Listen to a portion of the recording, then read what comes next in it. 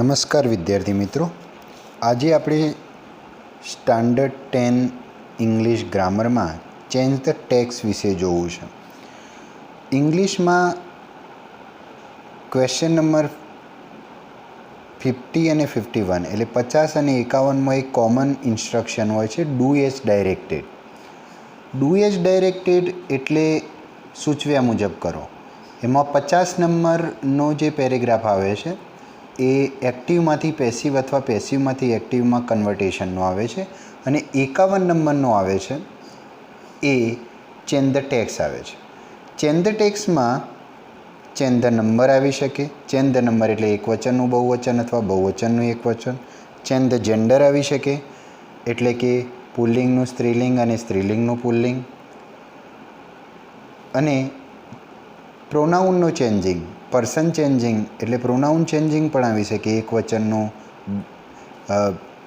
પ્રથમ પુરુષનું બીજો પુરુષ, પ્રથમ પુરુષનું ત્રીજો પુરુષ એકવચન, આ રીતે પણ ફેરફાર કરવાના આવી શકે. અને ચેન્જ ધ ટેન્સીસ, એક કાળમાંથી બીજા કાળનું પરિવર્તન પણ કરવાનું પૂછાઈ શકે. તો મિત્રો, આજે આપણે જે 51 નંબરના પ્રશ્નમાં જે ચેન્જ ધ ટેક્સ જોવી છે એમાં પહેલાં તો અલગ અલગ મટીરિયલ સમજી લઈએ. ખાસ તો મારા બધા જ વિડીયોમાં બધા જ કાળ મેં સારી રીતે સમજાવ્યા છો. તો સૌ પ્રથમ કામ આપ દરેકને વિનંતી એ છે કે મારા બધા જ કાળ જોઈ લો, જેથી કરીને દરેક વાક્ય રચના પ્રમાણે તમે ચેન્જ ધ ટેન્સીસ, એક કાળમાંથી બીજા કાળમાં તમે કન્વર્ટેશન કરી શકો. એ સિવાયની વાત છે તો એ સિવાયમાં આપણે જે વાત કરવાના છીએ એમાં સૌથી પહેલાં આજે વાત કરવી છે change the number. Change the number એટલે એકવચન અને બહુવચન એમ બે પ્રકારના શબ્દો હોય. એકવચન હોય તો બહુવચન કરવાના થાય અને બહુવચન હોય તો એકવચન. તો કેટલાક શબ્દો આપણે જોઈશું જેનું એકવચનમાંથી બહુવચન શું થાય અથવા બહુવચનમાંથી એકવચન શું થાય, તો તમે સાથે સાથે સમજશો અને તમારી નોટબુકમાં નોંધી પણ શકો છો. દાખલા તરીકે ધીસ એકવચન છે, એનું બહુવચન ધીઝ થાય. ધેટનું બહુવચન ધોઝ થાય. આઈનું બહુવચન વી થાય. યુનું બહુવચન યુ જ રહેશે.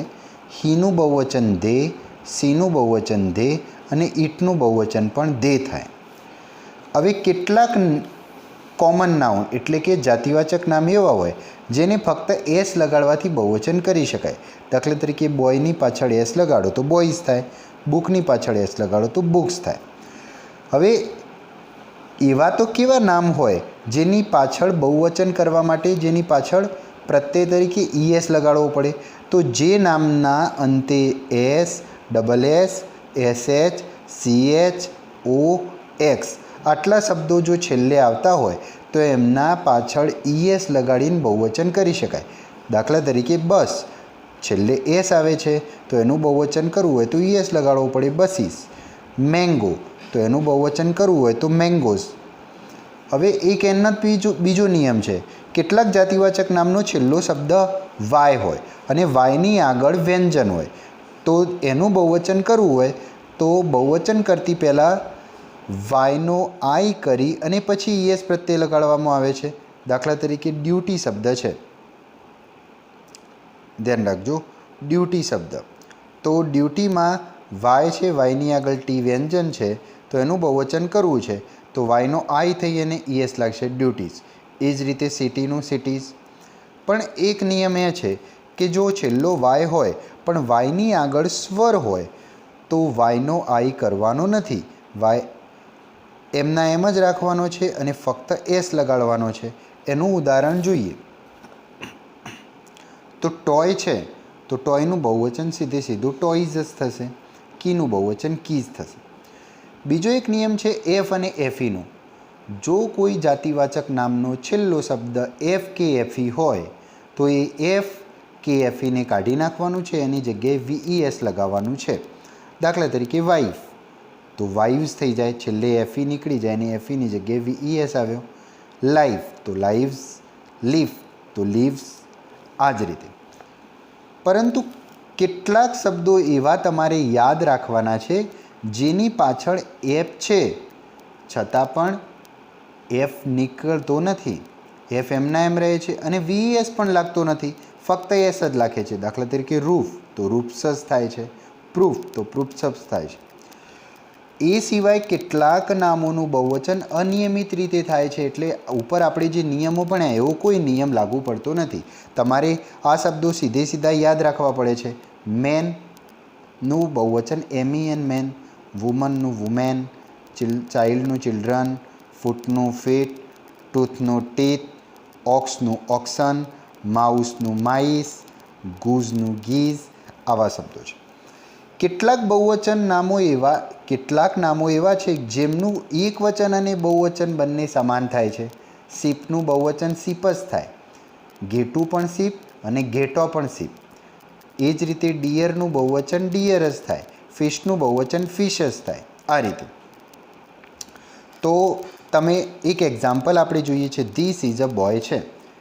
હવે આર્ટિકલ એ અને એનની તમને ખબર હશે ને, એ અને એન આર્ટિકલ ફક્ત એકવચન નામની આગળ જ વપરાય છે. એટલે જ્યારે તમે બહુવચન કરો ને તે નામ તો બહુવચન થાય, પણ સાથે સાથે તમારે એક એન આર્ટિકલ કાઢી નાખવું પડે છે.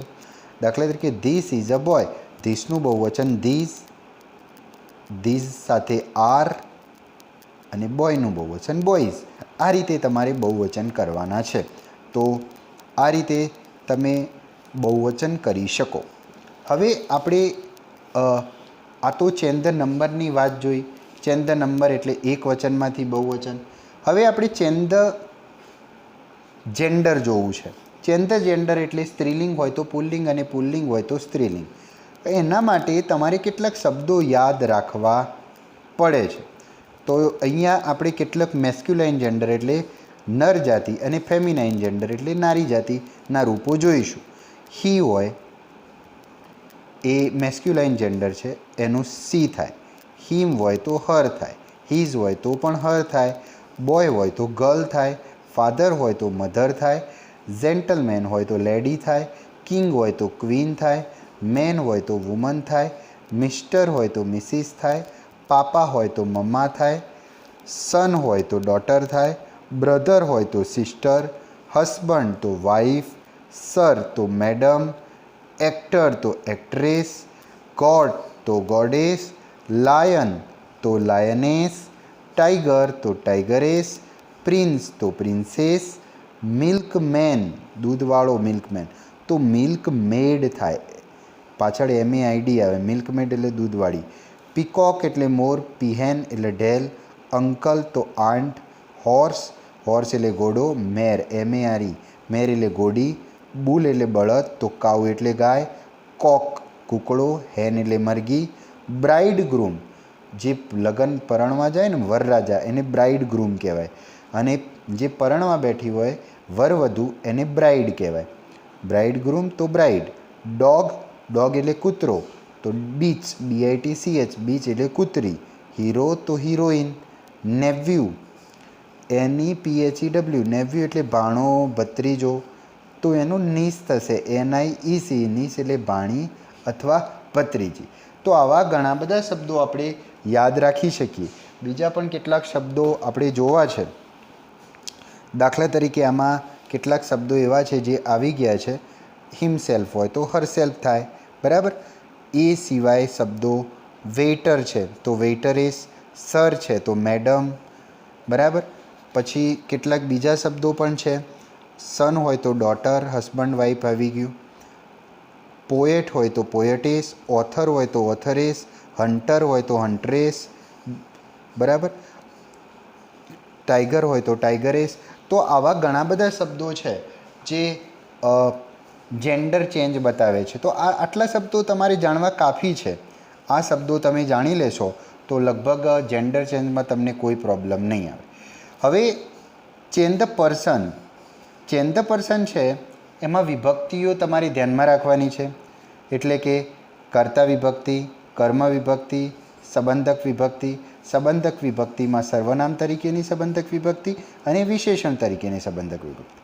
તો આઈ પ્રથમ પુરુષ, હું દરેક વિભક્તિ એકસાથે કહું છું. દાખલા તરીકે પ્રથમ પુરુષ એક વચન કરતા વિભક્તિ આઈ, કર્મ વિભક્તિ મી, સંબંધક સર્વનામ માય અને સંબંધક વિશેષણ માય. પ્રથમ પુરુષ બહુવચન કરતા વિભક્તિ વી, કર્મ વિભક્તિ અસ, સંબંધક વિભક્તિ અવર અને સંબંધક વિશેષણ અવર્સ. એ જ રીતે બીજો પુરુષ એકવચન અને બહુવચન બંનેમાં સમાન છે એટલે એક જ વખત લઈ લઈએ, યુ, યોર અને યોર્સ. ત્રીજો પુરુષ એકવચન પુરુષ માટે હી, હિમ, હિઝ અને હિઝ. સ્ત્રી માટે સી, હર અને અહીંયા હર્સ. અને કોઈ પ્રાણી અથવા નાન્યતર જાતિ વસ્તુ માટે ઇટ, ઇટ્સ અને ઇટ્સ. પરંતુ આ ત્રણેય એટલે કે ત્રીજા પુરુષમાં પુરુષ, સ્ત્રી કે નાન્યતર જાતિ વસ્તુ બહુવચનમાં હોય તો દે, ધેમ, ધેયર કે ધેયર્સ આ રીતે વપરાય છે. તો આ પણ તમારે યાદ રાખવું.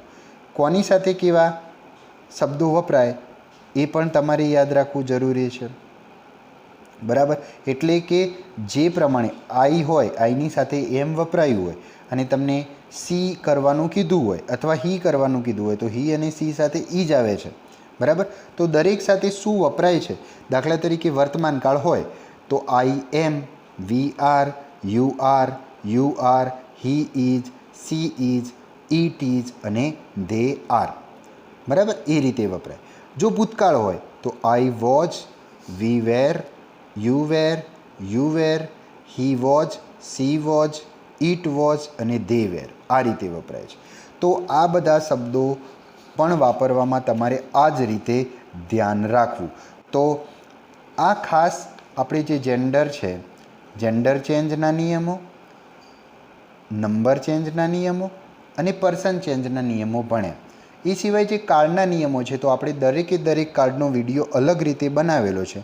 તો અહીં આપણે એને રિપીટ કરતા નથી. તો તમારે દરેક કાર્ડ ફરીથી જોઈ લેવું અને સમજી લેવું. દરેકની વાક્યરચના યાદ રાખવી જેથી કરીને તમે એક કાર્ડમાંથી બીજા કાર્ડમાં દરેક વસ્તુને ફેરવી શકો. હવે આપણે ચેન્જ ધ ટેક્સ્ટની કેટલીક પ્રેક્ટિસ જોઈએ જે રીતે પરીક્ષામાં તમને પૂછાય છે. પરીક્ષામાં જ્યારે ચેન્જ ધ ટેક્સ્ટનો 51 નંબરમાં પ્રશ્ન પૂછાય ત્યારે સૌથી પહેલાં એ ફકરાની નીચે બિગિન લાઇક ધીસ અથવા તો સ્ટાર્ટ લાઇક ધીસ આવા બે શબ્દો આપેલા છે. એ ખાસ જોઈ લેવું. એના ઉપરથી નક્કી થાય કે તમારે એનું કન્વર્ટેશન, એનો ફેરફાર કઈ રીતે કરવાનો છે. દાખલા તરીકે આ પહેલું વાક્ય જોઈએ, Mr and Mrs White lived in a small town. અહીંયા બિગિન લાઇક ધીસ એટલે કે આ રીતે શરૂ કરવામાં આવ્યું છે, Mr and Mrs White live in a town. આખા જ વાક્યમાં લીવડનું લીવ આપેલું છે. મતલબ એવો છે કે આખો જ જે ફકરો છે એમાં જ્યાં ભૂતકાળ હોય ત્યાં તમારે વર્તમાન કાળ કરવાનો થાય. તો આખો ફકરો સીધો લખવા નહીં લાગવું. પહેલાં તો કયા શબ્દોમાં ફેરફાર કરવા યોગ્ય છે એ પેપરમાં જ અંડરલાઇન કરી લેવી. દાખલા તરીકે મિસ્ટર એન્ડ મિસિસ વ્હાઇટ લીવડ ભૂતકાળ બતાવે છે તો એમાં ફેરફાર થશે. ધે હેડ બતાવે છે એમાં ફેરફાર થશે. Called Robert no doubt Robert was polite and hardworking વોઝમાં ફેરફાર થશે. But he was little stupid વોઝમાં ફેરફાર થશે. બસ મતલબ એવો છે કે હવે તમારે ધ્યાન એ રાખવાનું છે કે આપણે જ્યાં અંડરલાઇન કરી છે એ જ ફેરફાર થશે. બીજું બધો જ ફકરો એમના એમ જ રહેશે. તો જુઓ આપણે ફેરફાર કરીએ.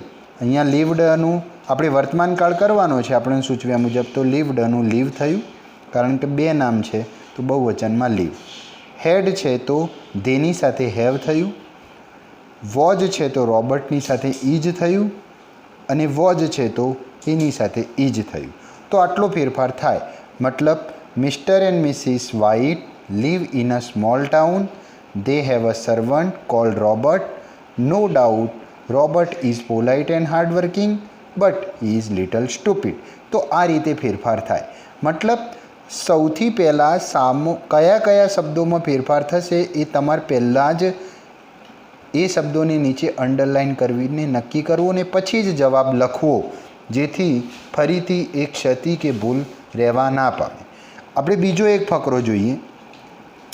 આઈ teach English in the class. આ પહેલું વાક્ય છે. સ્ટાર્ટ લાઇક ધીસમાં આઈ ટોટ ઇંગ્લિશ લખ્યું છે. મતલબ વર્તમાન કાળનું ભૂતકાળ કરવાનો છે. ટીચ વર્તમાન કાળનું રૂપ છે, ટોટ ભૂતકાળનું રૂપ છે. તમારે વર્તમાન કાળનો ભૂતકાળ કરવાનો છે.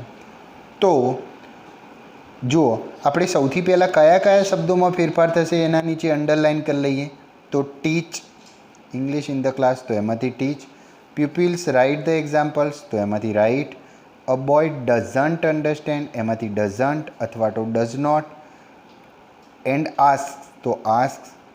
હી ઇઝ, તો is satisfied with my explanation. તો આપણે જેટલી અંડરલાઇન કરી છે એટલામાં ફેરફાર થશે. તો ભૂતકાળના રૂપો આપણે શું થાય?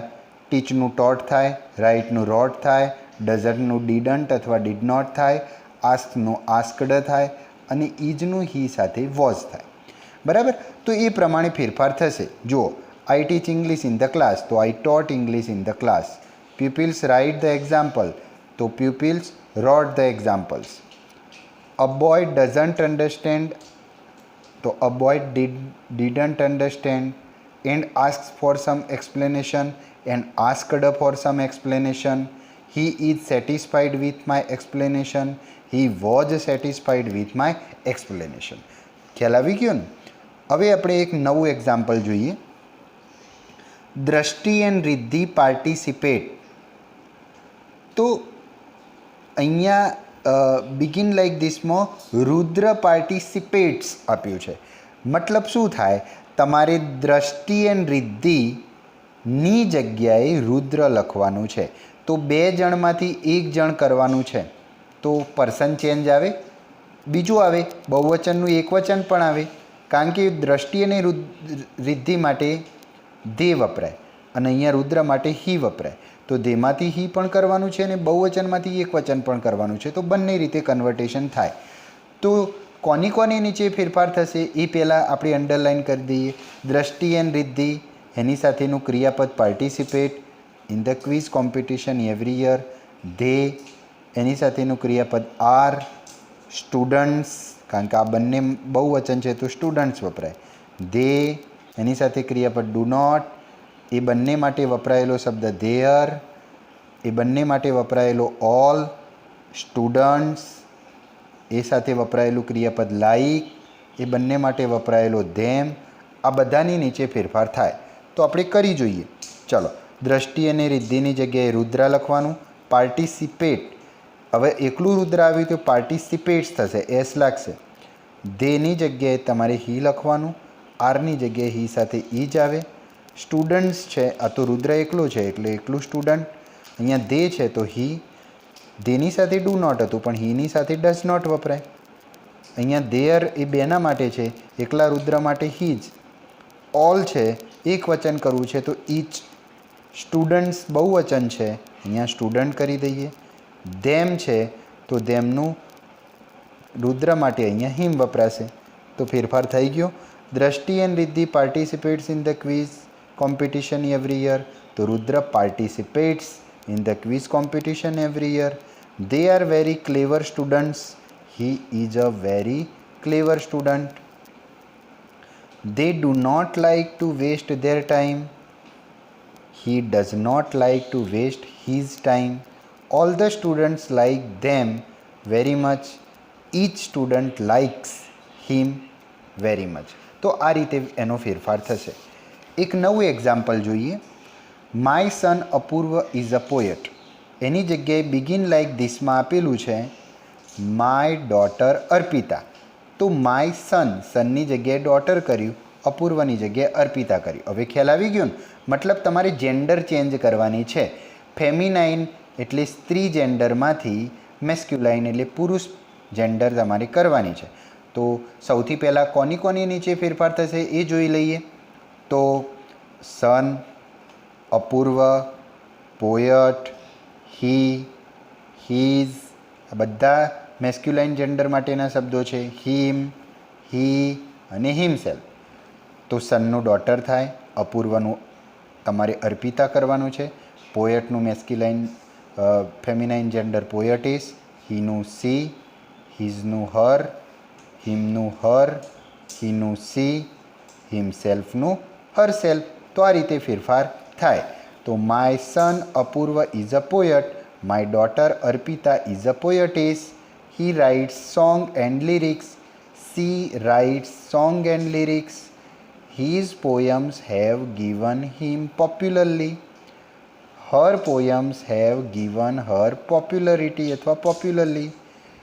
he never praises himself, she never praises herself. આ રીતે ફેરફાર થાય. એક બીજું એક્ઝામ્પલ જોઈએ. This boy is a cricket player. અહીંયા બિગિન લાઈક ધીસમાં ધીઝ બોયઝ આર, ધીસનું ધીઝ થયું, બોયનું બોયઝ થયું, ઇઝનું આર થયું. મતલબ એક વચન નંબર ચેન્જ કરવાનો છે, સિંગ્યુલરમાંથી પ્લુરલ કરવાનું છે, એક વચનમાંથી બહુવચન કરવાનું છે. તો બધા એક વચનના દર્શાવતા નામો એટલે કે સિંગ્યુલર નાઉન દર્શાવતા શબ્દોની નીચે લીટી કરી લો. ધીસ બોય, એની સાથે ક્રિયાપદ ઇઝ, પ્લેયર હી, એનું ક્રિયાપદ પ્રેક્ટિસીસ, ધીસ બોય ક્રિયાપદ હેઝ, હી હેઝ. અહીંયા ધીસનું ધીસ, બોયનું બોયઝ, પ્લેયરનું પ્લેયર્સ, હીનું દે, પ્રેક્ટિસીસનો એસ નીકળી જાય પ્રેક્ટિસ, ધીસનું ધીઝ, બોયનું બોયઝ, બોયઝ સાથે હેવ આવે, હીનું ધે અને હેઝ તો દેની સાથે હેવ આવે. મતલબ this boy is a cricket player, these boys are cricket players. He practises every day, they practice every day. This boy has always played well. These boys have always played well. He has won many matches. They have won many matches. તો ખ્યાલ આવી ગયો ને? મતલબ begin like ધીસમાં જેટલું ફેરફાર સૂચવ્યો હોય એટલું જ કરવાનો છે, બધો ફેરફાર કરવાનો નથી. મતલબ તમારે નંબર ચેન્જ સૂચવી હોય તો ફક્ત નંબર ચેન્જ એટલે એક વચનનું બહુવચન કે બહુવચનનું એક વચન. જો તમને જેન્ડર ચેન્જ સૂચવ્યું હોય તો ફક્ત જેન્ડર ચેન્જ. હા, તમે જ્યારે જેન્ડર ચેન્જ કે નંબર ચેન્જ કરો છો એટલે ક્રિયાપદોમાં કેટલાક ફેરફાર થાય છે. એ ક્રિયાપદો એટલે કે સહાયકારક ક્રિયાપદો અને મુખ્ય ક્રિયાપદોમાં તો એ ક્રિયાપદોના ફેરફાર કરવા પડે છે. કાળના ફેરફારમાં ફક્ત ક્રિયાપદોના જ ફેરફાર થાય છે, એ ધ્યાન રાખવું. તો હવે તમને આ ચેન્જ ધ ટેક્સ્ટનો મુદ્દો વિદ્યાર્થી મિત્રો બહુ સારી રીતે સમજાઈ ગયો છે એવી આશા રાખીએ છીએ અને તમે આ મુદ્દાના 2 માર્ક્સ જે છે એમાં પૂરેપૂરા માર્ક્સ લાવી શકશો. આ ફક્ત ધોરણ 10માં જ નહીં, ધોરણ 9, ધોરણ 10, ધોરણ 11 અને ધોરણ 12 આ ચારેય ધોરણમાં પૂછાય છે. તો ચારેય ધોરણમાં તમે બોર્ડની તમારી મૂળ પરીક્ષામાં પૂરેપૂરા માર્ક્સ લાવી શકો એવી આશા સાથે વિરમું છું અને હવે આપણે આગળના ગ્રામર વિડીયોમાં મળીશું. ત્યાર સુધી હું તમારી રજા લેવા માગું છું. જય હિન્દ, જય ભારત.